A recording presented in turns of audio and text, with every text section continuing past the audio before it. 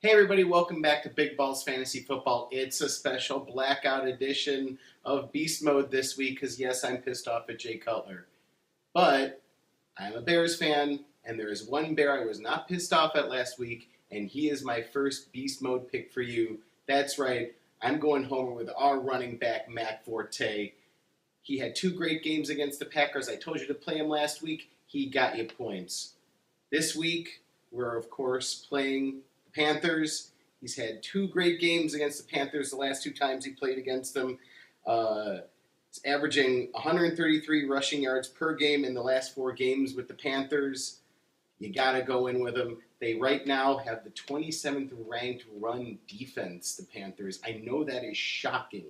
They usually have a much better defense, but this year they're just not doing it. I don't know what their defensive coordinator is doing or Ron Rivera is putting in their heads, but hey, it's not working out. Take advantage this week.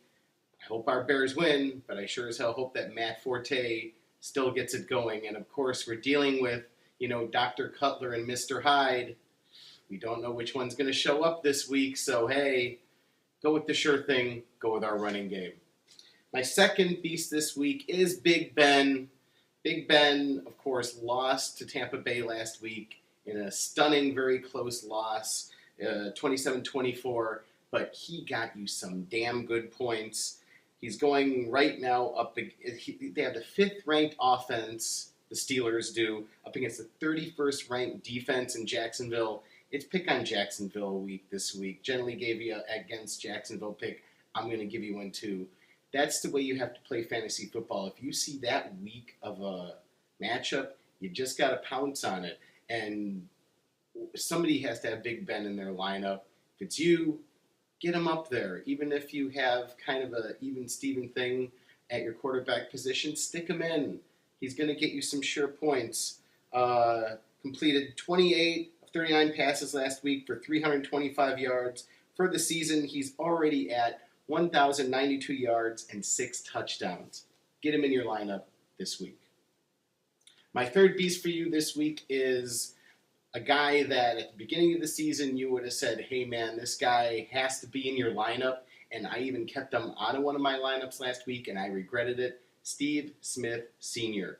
Now, of course, generally reamed me about this because it was his revenge game against the Carolina Panthers. He, of course, is now on the Ravens, and in that Ravens-Panthers game, he humiliated them. Caught 7 balls for 139 yards and 2 touchdowns. That is smoking your former team. I love it. One of the catches was this insane catch that bounced off of Owen Daniels, the tight end's hands. All of a sudden ends up in his hands. Touchdown. Hey, I mean, you gotta look for also a receiver that has that kind of concentration to be able to pick up those kind of catches when he sees the opportunities and he seizes them.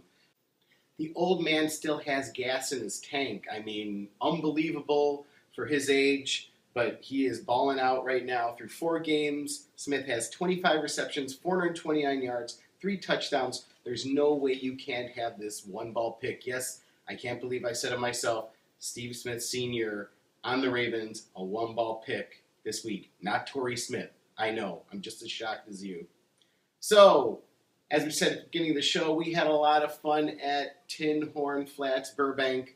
We went out there and had rivalry week with the Bears and the Packers.